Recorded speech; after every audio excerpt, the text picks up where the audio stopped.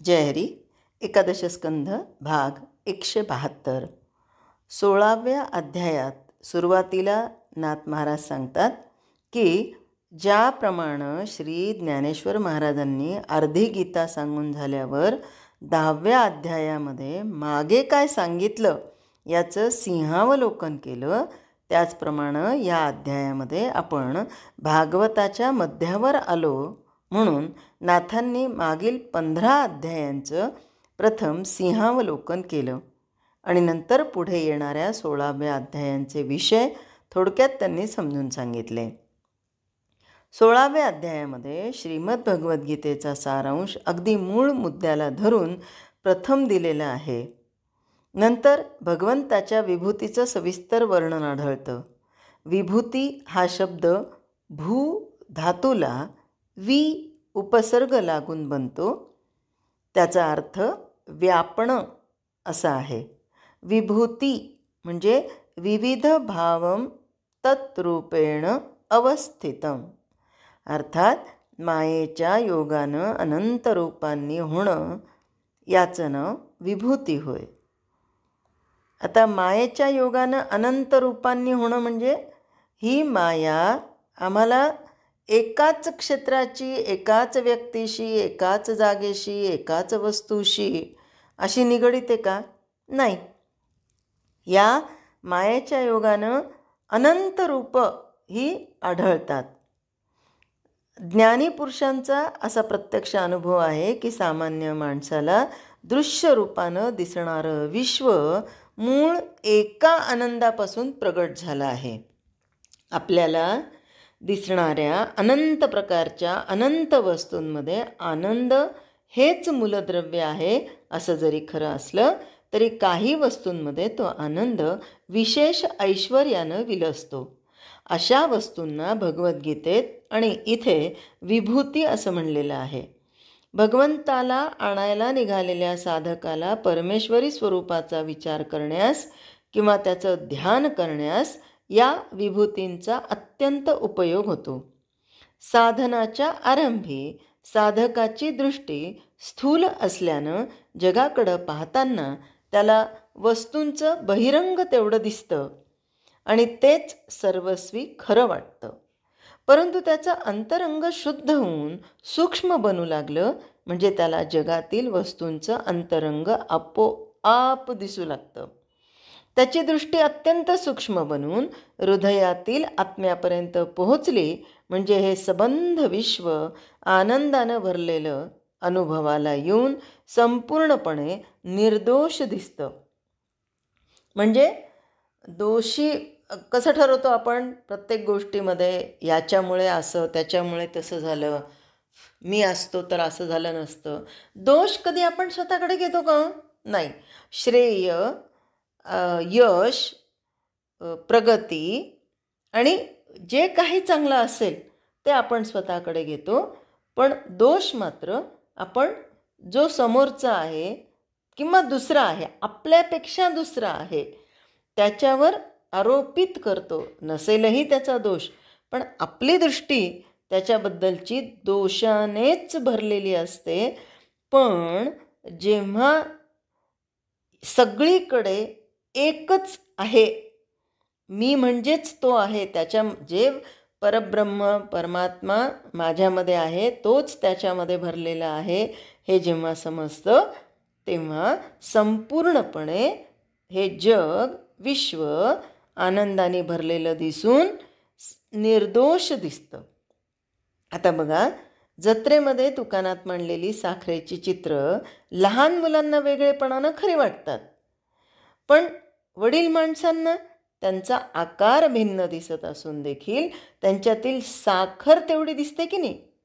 अगदी तसंच अविद्येमध्ये वावरणारे आपण दृश्याला दृश्यपणे खरं मानून चालतो, तर आत्मज्ञानी पुरुष त्याच दृश्याला भगवंताच्या इंद्रियांना दिसणारं रूप प्रत्यक्ष अनुभवतात आणि सर्व ठिकाणी सर्व वस्तूंमध्ये सर्वदा एकटा परमात्माच हजर असतो हा अनुभव घेण्याचा अभ्यास करण्यास विभूतींचं वर्णन अत्यंत उपयोगी पडतं.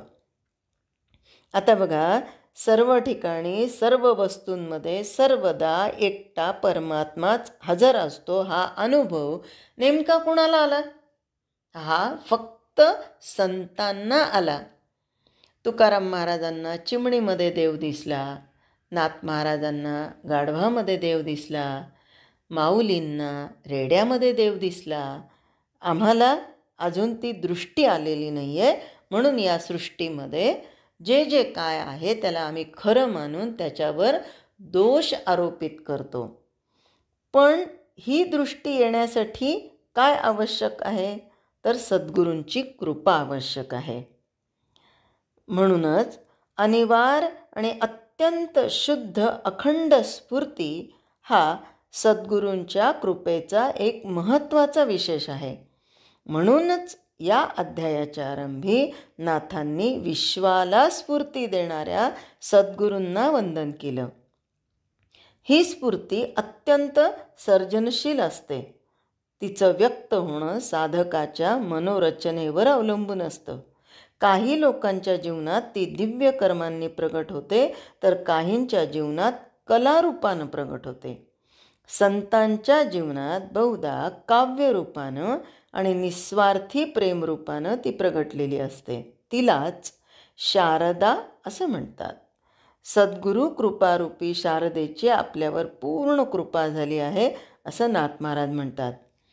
आपणही एखादे कीर्तनकार, भागवत कथाकार जेव्हा पाहतो तेव्हा त्यांची ओघवती वाणी असते आणि सगळ्याच ग्रंथांचं ज्ञान त्यांना असतं. ओव्या, श्लोक, अभंग सहजपणे त्यांच्या मुखातनं निघतात. एवढंच नाही तर गाण्याच्या बाबतीत विचार केला, तर त्यांच्या संगीताच्या बाबतीत विचार केला तर कोणत्याही रागात, कोणत्याही तालात, केव्हाही कशाही पद्धतीने ते कोणत्याही पट्टीमध्ये जेव्हा गाऊ शकतात, तेव्हा आपण काय म्हणतो? बघा, यांच्यावर सद्गुरूंची कृपा आहे म्हणूनच हे शक्य आहे बरं का. सद्गुरू कृपेशिवाय हे शक्यच नाही. आणि म्हणूनच ओंकार स्वरूप सद्गुरूंच्या श्रीमूर्तीला नाथ महाराज आधी नमस्कार करतात. सद्गुरू हा विश्वाचा आत्मा असल्यानं त्याच्या सत्तेनंच संपूर्ण विश्व स्फुरतं. हे दृश्य विश्व त्याचंच इंद्रियगम्य रूप असल्यानं तो निराकार आणि साकार दोन्ही आहे. सगळीकडे एकपणानं भरून राहिल्यामुळं दुसरेपणाचं मूळ तुटलं आणि म्हणून त्याचा ठाव ठिकाणा कुठे आहे हेच कळत नाही. माणसाची कल्पना, भाषा आणि बुद्धी त्याच्यापर्यंत पोहोचू शकत नाही. तरी पण तो शिष्याच्या तोंडून नवरसानं भरलेलं काव्य वधवतो. आत्ताच आपण म्हणालो की नाही, कीर्तनकार, भागवत कथाकार एकाच वेळी सगळ्या भूमिकांमधून जेव्हा पार पडतात तेव्हा ते स्वतः करत नसतात. म्हणजे हा कीर्तनकार छान आहे, तो भागवतकार छान आहे, नाही नाही नाही, ते करत नसतात. तर सद्गुरू त्यांच्या मुखातून हे वदवून घेत असतो. आणि सगळ्या जगाचं अधिष्ठान आणि सर्व प्राणीमात्रातील आत्मा हे सद्गुरूचं खरं स्वरूप असल्यानं गुरुचरणांवर भक्ती असलेल्या साधकाला देवाधिदेव आपोआप दर्शन देतो. सद्गुरूची कृपा पूर्ण झाली म्हणजे विद्या शिकण्याचं नष्ट न करता वेदांतांचं खरं रहस्य आणि अर्थ सहज मनात ठसतो. शेवटी नाथ महाराज म्हणतात की, आता शेवटी म्हणजे या जो सद्गुरू कृपेच्या बाबतीत इथे शेवटी असं म्हणतात की, साधकांना सद्गुरूंचे चरण हेच चालतं बोलतं ब्रह्म होय.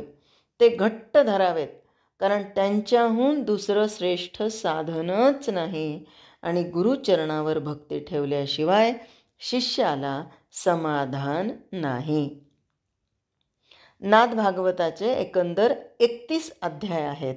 त्यापैकी 15 अध्याय संपले म्हणून ग्रंथ अर्धा पूर्ण झाला असं समजायला हरकत नाही. एकादशाच्या